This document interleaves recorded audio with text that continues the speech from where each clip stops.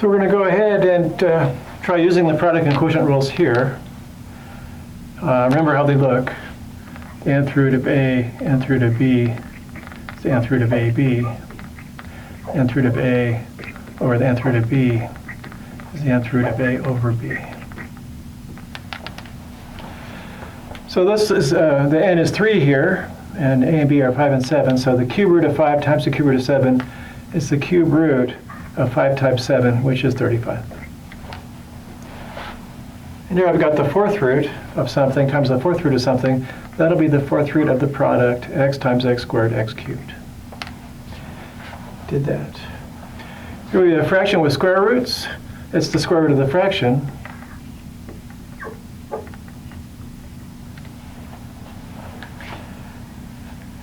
And then 108 over 3. Does 3 even go into 108? 36 times. Okay, the square root of 36. Oh, good. Oh, sorry, 36. Going to be 6. We did make some progress there. Here we've got the cube root of 32 over 4. That's the cube root of 8. Someone picked these so they would come out nicely. And now I've got the fourth root here of 15x over 5. That's just 3x. So that's how those radicals can be combined by multiplication and division.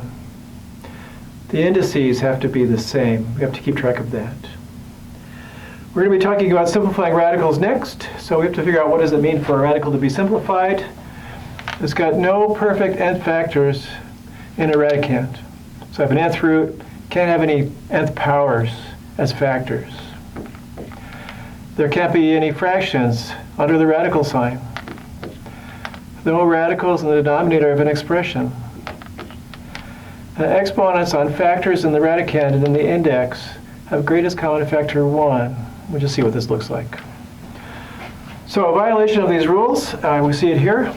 No perfect nth factors. 16 is 2 cubed times 2. So I've got a factor that's an nth power. Should I say powers?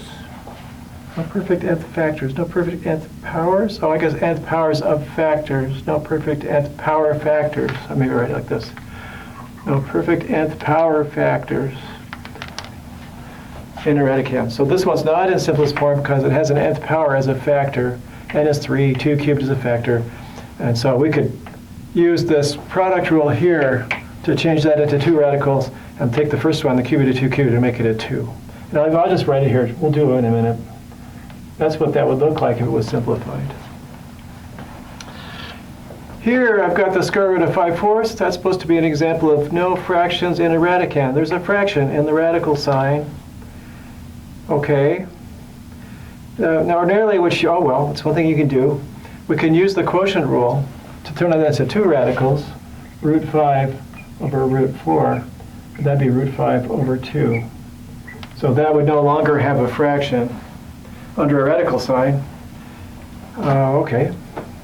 And over here I've got a situation where there's a radical sign at the denominator. And that's what would have happened here if I started with a 3 there and tried this process. We'll see how to fix this situation. It's in section 7.5. It's not here. So it's called rationalizing the denominator. So the ones we have in this section, this type of thing will happen where when you take the square root of the top and the bottom doesn't have a radical sign anymore, and that gets rid of the radical sign. In the future, we'll have to find a way to do it. And finally, exponents on factors in the radicand and the index have a greatest common factor of 1. So this is the fourth root of 3 squared. And this 2 and this 4 have 2 as a common factor. So there's some way to simplify that further. You can't just leave it like that. We could maybe see how to do it by writing it in with fractional exponents.